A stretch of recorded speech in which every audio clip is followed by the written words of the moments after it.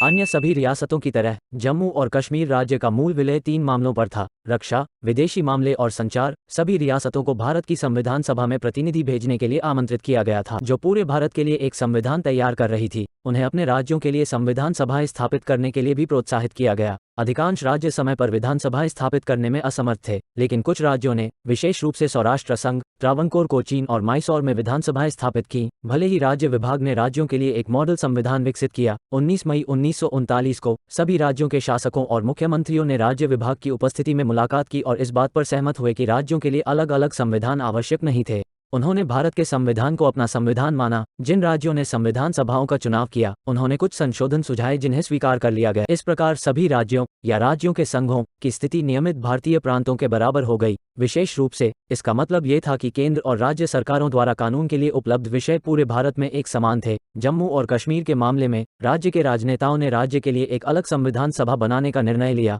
भारतीय संविधान सभा के प्रतिनिधियों ने अनुरोध किया कि भारतीय संविधान के केवल उन्हीं प्रावधानों को राज्य में लागू किया जाना चाहिए जो मूल विलय पत्र के अनुरूप है, और राज्य की संविधान सभा अन्य मामलों पर निर्णय लेगी। भारत सरकार अन्य राज्यों के साथ उपरोक्त 19 मई की बैठक से कुछ समय पहले मांगों पर सहमत हुई। तदनुसार अनुच्छेद 370 को भारतीय संविधान में शामिल किया गया था, जिसमें यह निर्धारित किया गया था कि संविधान के अन्य अनुच्छेद जो केंद्र सरकार को शक्तियां देते थे, उन्हें राज्य की संविधान सभा की सहमति से ही जम्मू और कश्मीर में लागू किया जाएगा। यह एक अस्थायी प्रावधान था जिसमें इसकी प्रयोज्यता राज्य के संविधान के निर्माण और अपनाने तक बनी रहने का इरादा था। हालांकि राज्य की संविधान सभा ने अनुच्छेद 370 को निरस्त करने या संशोधन की सिफारिश किए बिना 25 जनवरी 1957 को खुद को भंग कर दिया। इस प्रकार अनुच्छेद को भारतीय संविधान की एक स्थायी विशेषता माना गया, जैसा कि सर्वोच्च न्यायालय के विभिन्न फैसलों द्वारा पुष्टि की गई है। भारत और जम्मू और कश्मीर का उच्च न्यायालय, जिनमें से नवीनतम अप्रैल 2018 में था, लेकिन यूट्यूब पर यामी गौतम स्टारर आर्टिकल 370 का ट्रेलर रिलीज हो गया है। तो कैसा है ये? चलो कुछ बातें करते हैं। तो बात करें आर्टिकल 370 की, तो ये फिल्म उन घटनाओं पर आधारित है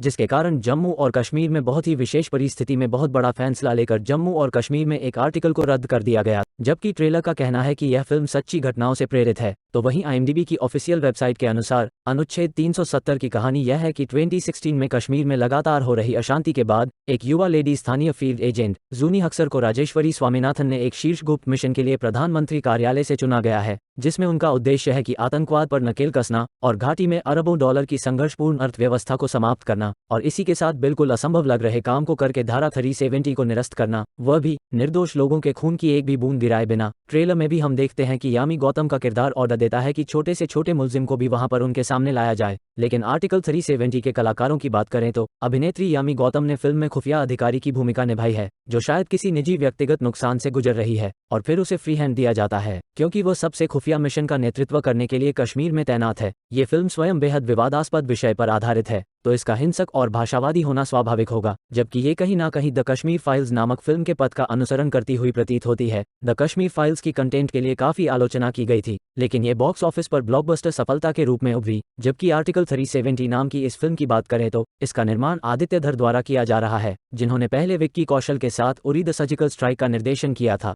और इसके लिए सर्वश्रेष्ठ निर्देशक का राष्ट्रीय फिल्म पुरस्कार जीत कर दिखाया था। आर्टिकल 370 फिल्म 18वीं लोकसभा चुनाव से कुछ महीने पहले रिलीज हो रही है, और जब आप आर्टिकल 370 फिल्म के ट्रेलर का डिस्क्रिप्शन देखते हैं तो वहां लाइन लिखी हुई है, पूरा कश्मीर भारत का हिस्सा था, है और हमेशा रहेगा। लेकिन फिल्म में यामी गौतम के साथ प्रियामणि, भारतीय टीवी के श्रीराम यानी अरुण गोविल, वैभव तत्ववादी, स्कंद ठाकुर और अश्विनी कौल भी शामिल हैं। आर्टिकल 370 23 फरवरी को सिनेमाघरों में रिलीज हो रही है। फिल्म का निर्देशन आदित्य सुहास जंभाले ने किया है। लेकिन अब तुम लोगों की बारी है, ऑडियंस ही किंग है। तो आर्टिकल 370 फिल्म के बारे में तुम्हारी क्या राय है? काइंडली मेरे को कमेंट सेक्शन में अपनी राय बताओ और वीडियो को लाइक कर, शेयर कर और इन्फोग्रिल्स शॉर्ट्स यूट्यूब चैनल को सब्सक्राइब कर लो। तो मिलते हैं अगली बेहतरीन वीडियो में।